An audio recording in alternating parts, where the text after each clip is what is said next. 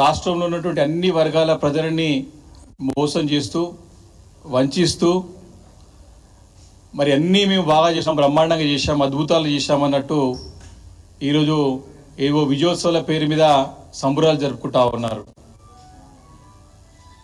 ఏమి సాధించారని ఈరోజు సంబరాలు జరుపుకుంటుందని చెప్పేసి ఈరోజు బీఆర్ఎస్ పార్టీ కాంగ్రెస్ ప్రభుత్వాన్ని, ముఖ్యమంత్రి గారిని ప్రశ్నిస్తూ ఉంది. ఈరోజు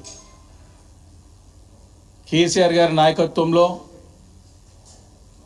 సాధించుకున్నటువంటి తెలంగాణని అద్భుతంగా బంగారు తెలంగాణగా తీర్చిదిద్ది యావత్ భారతదేశంలోనే తెలంగాణ రాష్ట్రాన్ని అన్ని రంగాల్లో నంబర్ 1గా నిలబెట్టినటువంటి ఘనత బీఆర్ఎస్ పార్టీకి, కేసీఆర్ గారికి దక్కింది. ఈరోజు అప్పట్లో కేసీఆర్ గారు ప్రవేశపెట్టినటువంటి అనేక పథకాలు, జనరంజకమైనటువంటి పథకాలు ప్రజల నుంచి చక్కటి స్పందన వచ్చి ప్రజల మన్ననలు పొంది అన్ని వర్గాల వారికి కేసీఆర్ గారు పెద్ద దిక్కుగా ఉన్నటువంటి సందర్భాలు అనేకం ఉన్నాయి.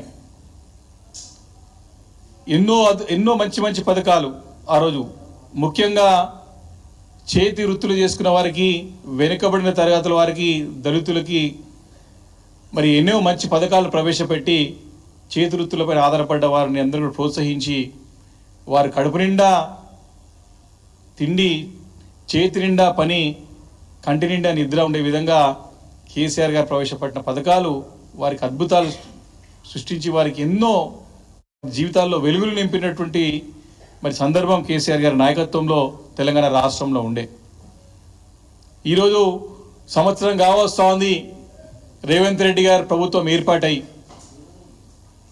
ఈరోజు అక్కడ నాయి బ్రాహ్మణ సోదరులు ధర్నా చేస్తూ ఉన్నారు.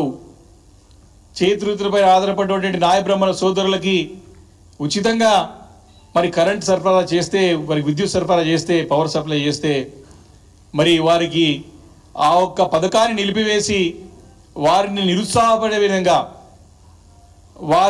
వారి వృత్తిపైన ఆధారపడ్డటువంటి నాయ బ్రాహ్మణ సోదరుని రోడ్డు పైన పడేసే విధంగా చేసేటువంటి చర్యల వల్ల వాళ్ళు రోడ్డు పైనకు వచ్చి ఈరోజు ధర్నాలు చేసేటువంటి పరిస్థితి ఈ యొక్క కాంగ్రెస్ ప్రభుత్వం, రేవంత్ రెడ్డి గారి ప్రభుత్వం చేస్తుందని చెప్పడానికి మరి నేను ఎలాంటి అనుమానం లేకుండా ఆధారాలతో పాటు కూడా నేను చెప్తా ఉన్నాను. అంతేకాకుండా ముఖ్యంగా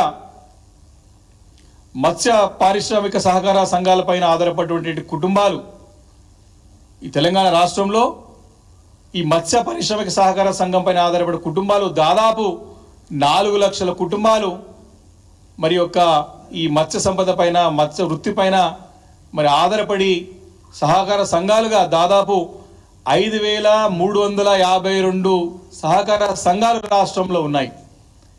వీరందరూ కూడా ఈ యొక్క ఫిషరీస్ అంటే ఈ యొక్క వృత్తిపైన ఆధారపడి జీవించేటువంటి కుటుంబాలు. అంటే దాదాపు 4 లక్షల కుటుంబాలంటే 20 లక్షల జనాభా. దీంట్లో అనేక కులాల వారు ఈ వృత్తిపైన ఆధారపడేటువంటి ముదిరాజు కానివ్వండి, గంగాపుత్ర కానివ్వండి, గూండ్ల కానివ్వండి, తెనుగులు కానివ్వండి, అదేవిధంగా బెస్తా కూడా కానివ్వండి.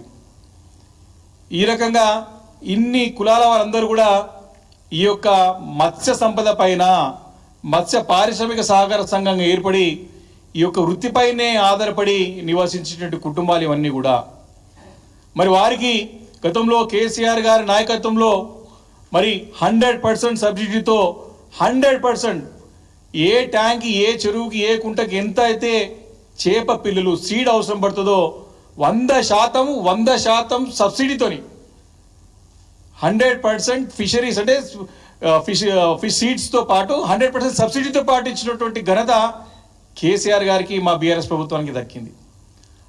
అదే కాకుండా వారికి అనేకంగా వారికి వస్తువులు, వారికి అవసరం పడేటువంటి సామాగ్రి, వలలు అనుకోండి, మోపెడ్లు అనుకోండి, అనేకంగా ఉచితంగా పంపిణీ చేసి ఈ యొక్క మత్స్య సంపద పైన, మత్స్య వృత్తి పైన ఆధారపడినటువంటి ఈ మత్స్యకారులందరూ కూడా ప్రోత్సహించి వారి జీవితాల్లో వెలుగు నింపినటువంటి మరి చరిత్ర కేసీఆర్ గారికి ఉన్నది.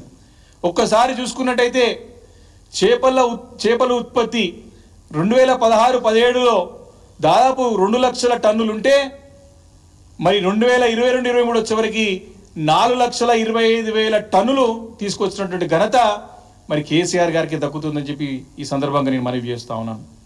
కొన్ని వేల కోట్ల రూపాయల సంపద వచ్చిన తర్వాత అంటే 2016-17లో ఈ యొక్క సంపద 2200 కోట్లు ఉంటే 2022-23 వచ్చేసరికి దాదాపు 6200 కోట్ల సంపదని సృష్టించినటువంటి ఘనత కూడా మరి బీఆర్ఎస్ ప్రభుత్వానికి గతంలో కేసీఆర్ గారికి దక్కుతుందని చెప్పి సభాముఖంగా మనవి చేస్తున్నాం.